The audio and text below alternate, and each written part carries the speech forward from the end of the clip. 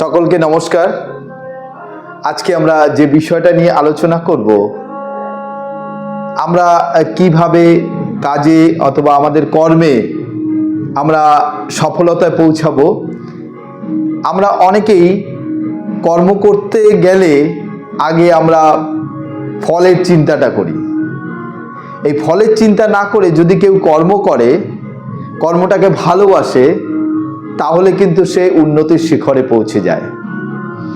একটা কথা আমি যদি বলতে পারি, those who are toppers they always follow roots, and those who are average they always follow the fruits. অর্থাৎ ফ্রুটসের দিকে আমরা যদি দৌড়াতে থাকি, তাহলে কিন্তু আমাদের জীবনে উন্নতির শিখরে আমরা পৌঁছাতে পারবো না। আমরা একটা জায়গায় একটু যদি আমরা ফলো করি, যারাই জীবনে উন্নতির শিখরে পৌঁছেছে তারা কিন্তু জীবনে প্রথমে কাজটিকে ভালোবেসে করেছে। অর্থাৎ আমরা যদি বলি, একটা কথা আমরা বলবো, কিছু ফলো করতে হবে, কিছু মেথড আছে, যে মেথডকে ফলো করলে আমরা কিন্তু জীবনে এটায় উন্নতি করতে পারি। প্রথমেই বি শব্দটা আমরা যদি নিই, be happy. B means be happy. সবসময় যে কাজটি করতে যাব, তাহলে আমরা আনন্দের সঙ্গে করব। যখনই আমরা আনন্দের সঙ্গে করব, তখনই দেখবেন আমাদের কাজটা করতে ভালো লাগছে। তারপরেই আমরা আসব ডি, অর্থাৎ ডি মানে হচ্ছে ডু দ্য ওয়ার্ক। কাজটিকে করতে হবে। প্রথমেই যেটা বললাম, যে কাজটিকে ভালোবাসতে হবে, ভালোবেসে কাজটি করতে হবে। তাহলে দেখবেন একটা কথা আছে, হ্যাভ রেজাল্ট। অর্থাৎ আমরা যদি এই ফর্মুলাটাকে দেখি, বি ডি এইচ, অর্থাৎ be do have, be happy, do the work and have a result. অর্থাৎ আমরা কোনো জিনিস হ্যাপি হয়ে করলে, তাহলে আমরা কিন্তু জীবনে একটা জায়গায় পৌঁছাতে পারবো, আর আমরা তখন রেজাল্টের কথা চিন্তা করি না। আরেকটি ফর্মুলা রয়েছে, যেখানে আমরা বলা হয় DHB, অর্থাৎ do the work, have a result, be happy. অর্থাৎ এখানে টার্গেটটা, আমি যে কাজটি করছি সেই কাজটির উপরে আমার রেজাল্ট রয়েছে। এবার রেজাল্টটা যদি আমার খারাপ হয়, তাহলে মনে দুঃখ হবে, আর যদি রেজাল্টটা ভালো হয়, আনন্দ হবে। অর্থাৎ আমরা যদি স্যাড অ্যান্ড হ্যাপি এই দুটোকে ছেড়েই আমরা যদি কাজটাকে একদম নজর সহকারে করতে পারি, কাজটাকে সুন্দরভাবে করতে পারি, কাজটা নিয়ে দিনরাত চিন্তা করতে পারি, তাহলে কি হবে, আমাদের একটা সুন্দর জায়গায় আমরা পৌঁছাবো। আর যদি কাজটাকে নিয়ে প্রথমেই রেজাল্টের কথা ভাবি, তাহলে কিন্তু আমরা বিভিন্ন ডিস্ট্রাকশন আমাদের আসতে থাকবে।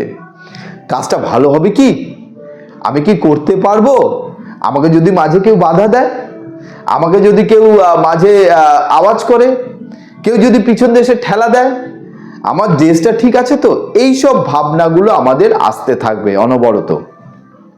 আর কাজটা যদি আনন্দের সহকারে করি, তাহলে কিন্তু এইসব জিনিসগুলো, ডিস্ট্রাকশনগুলো যেগুলো বাধা দেয় জীবনে, সেগুলো কিন্তু আর আসবে না। অর্থাৎ আমাদের উই শুড ফলো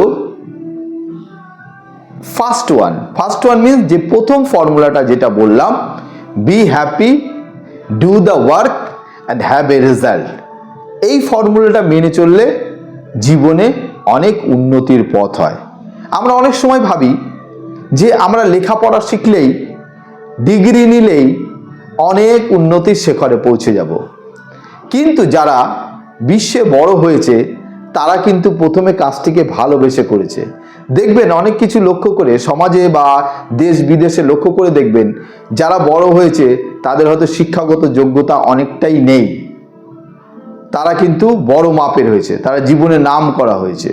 অর্থাৎ আমরা যদি দেখি যে এই বিষয়গুলো, এই ফর্মুলাটাকে আমরা মেনে চলি, তাহলে দেখতে পাবো যে জীবনে একটা জায়গায় পৌঁছেছি। আমরা জীবনটাকে জীবনের মতো করে দেখতে চাই না, যার জন্যই আমরা উন্নতির শিখরে পৌঁছাই না।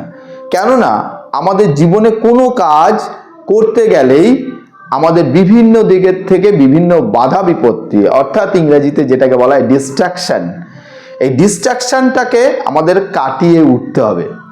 কেননা কোনো কাজের মধ্যে যদি একবার ডিস্ট্রাকশন হয়, মনোনিবেশ করতে সেটা আবার 12 মিনিট সময় লাগে।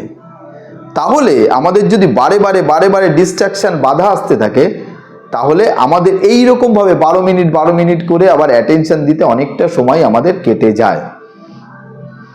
যারা ছাত্রছাত্রী তাদের উদ্দেশ্যে একটা কথা বলবো যে তোমরা একটু সময়টাকে নজর দাও।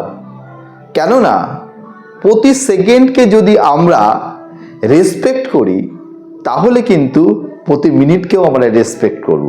আর প্রতি মিনিটকে যদি আমরা রেসপেক্ট করি, তাহলে প্রতি ঘন্টাকেও আমরা রেসপেক্ট করব। আর প্রতি ঘন্টাকে যদি আমরা রেসপেক্ট করি, তাহলে আমরা দিনকে রেসপেক্ট করব। আর যদি প্রতিদিনকে রেসপেক্ট করি, তাহলে দেখবে আমরা মাসকেও রেসপেক্ট করছি, বছরকেও রেসপেক্ট করছি। এইভাবে জীবন যদি টাইমকে আমরা রেসপেক্ট করি, তাহলে আমরা জীবনের একটা সুন্দরভাবে জীবন চলনকে নিয়ে যেতে পারবো। এবং যে ফিল্ডেই থাকুক না কেন, এই জীবন চলনটা সুন্দরভাবে উঠে পড়বে।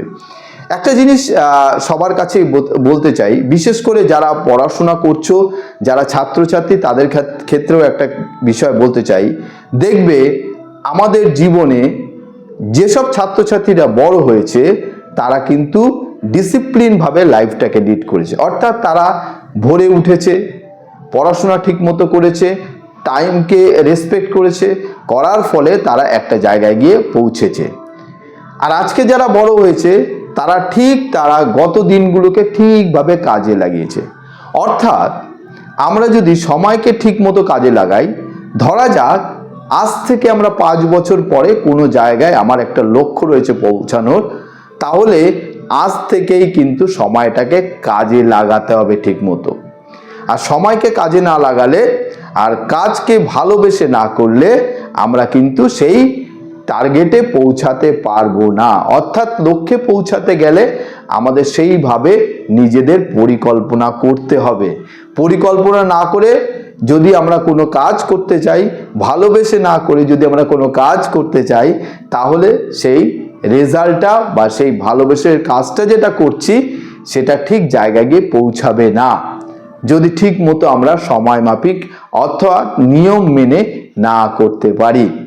তাহলে আমরা একটা জিনিস মনে করব, আজকে যাদের নামই আমরা বলবো না কেন, ধরুন সচিন তেন্ডুলকর, অমিতাভ বচ্চন, মাদার টেরেসা, আমাদের রবীন্দ্রনাথ ঠাকুর, তারপরে আরো বহু মানুষ আছে যারা জীবনে উন্নতি করেছে, তারা কিন্তু সময়টাকে খুব ভালোভাবে কাজে লাগিয়েছে।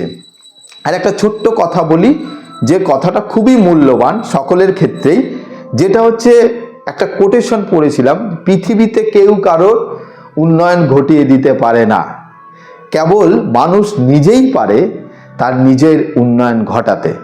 অর্থাৎ পরিবেশে আমাদের প্রত্যেকটা বিষয় রয়েছে এবং সেগুলোকে বেছে নেওয়া, সেই বেছে নেওয়ার সঙ্গে সঙ্গে আমার জীবনে যেটা লাগবে সেটাকে বেছে নেওয়া।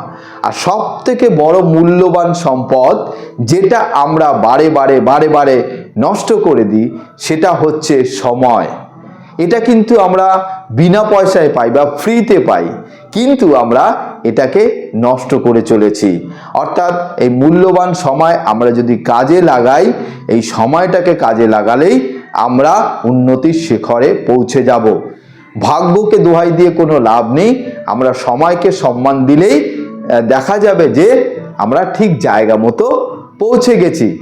আসুন সকলেই আমরা, বিশেষ করে যারা ছাত্রছাত্রী রয়েছে তাদের ক্ষেত্রে একটা অনুরোধ আমার পক্ষ থেকে রয়েছে যে তোমরা প্লিজ প্লিজ প্লিজ সময়টাকে কাজে লাগাও ঠিক মতো, তাহলে দেখবে জীবনের একটা উজ্জ্বল দৃষ্টান্ত তৈরি হবে এবং একটা সুন্দর সময় তোমাদের সামনের দিকে অপেক্ষা করবে, যে সময় দাঁড়িয়ে তোমরা জীবনের অনেক কিছু পাবে। প্লিজ এখন সময়টাকে তোমরা কাজে লাগাও, লাগালে দেখবে অনেক ভালো বিষয় তোমাদের সামনে আসছে এবং দেখতে পারবে এবং জীবন আরও উন্নততর হবে। এবং যেটা যা করে পেতে হয় সেটা সেভাবে শুনতে হবে, জানতে হবে, বুঝতে হবে, তাহলে দেখবে উন্নতির একটা জায়গায় চলে এসছে। তাহলে সবাই এই কথাগুলো একটু প্লিজ মনে রাখবেন, যাতে ভালো হয়, প্রত্যেক পরিবারের ভালো হয়, এটাই ঈশ্বরের কাছে কামনা করছি। এবং এই সময়গুলোকে মেনে চলবেন, দেখবেন আপনার বাড়ির প্রত্যেকটা সদস্য ভালো হয়ে উঠছে, একটা জায়গায় পৌঁছাচ্ছে। আজকে এইটুকুই থাক। নমস্কার সকলকে, সকলে ভালো থাকবেন, সকলে সুস্থ থাকবেন, এটাই কামনা করছি। আমার নাম বিল্ল অধিকারী।